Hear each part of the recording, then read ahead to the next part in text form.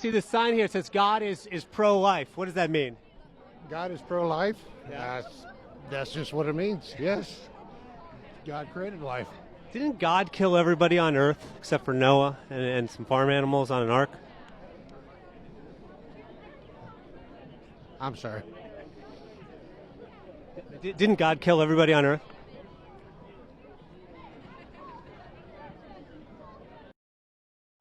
The video starts with a question. I see the sign here and it says God is pro-life. What does that mean? Now that's a fair question, and unbelievably the man holding the sign doesn't seem to know what his own sign means.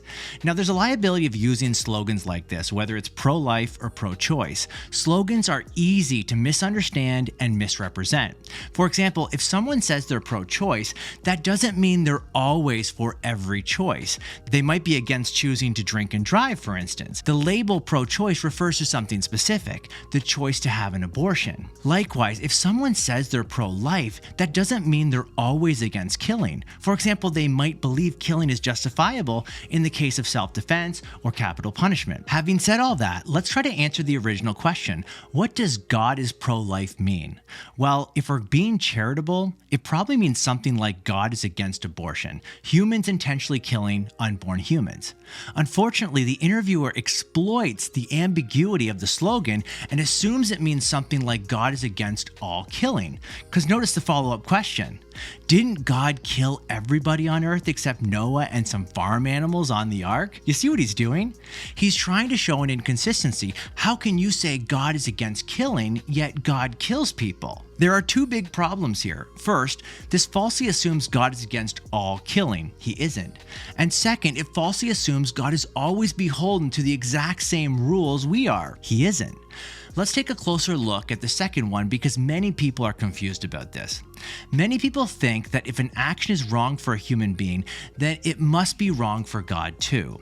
This treats God as if he's a human being just like you and me. But God isn't like us. He is the perfectly good creator and judge of the world, and therefore God has a role and authority to do certain actions that are right for him to do, but would be wrong for us to do. Maybe an illustration will help. One of my favorite apologists is Amy Hall. She says, if I were to lock you in a building for a decade, my action would be morally wrong, even if you were in fact guilty of something. But if the government were to rightly convict you of a crime and lock you in a building for a decade, its actions would be good and just. Notice it's the same action in both cases. So what's the difference? Why is it wrong for me to lock you up against your will, yet good and just for the government? The difference is in the government's role and authority.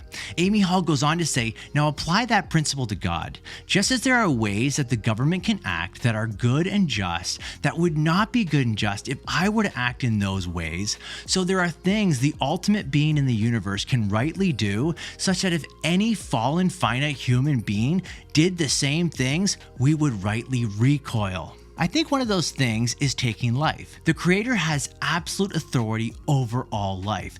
That means he can take life whenever he wants. But human beings don't have that same authority unless given to him by God.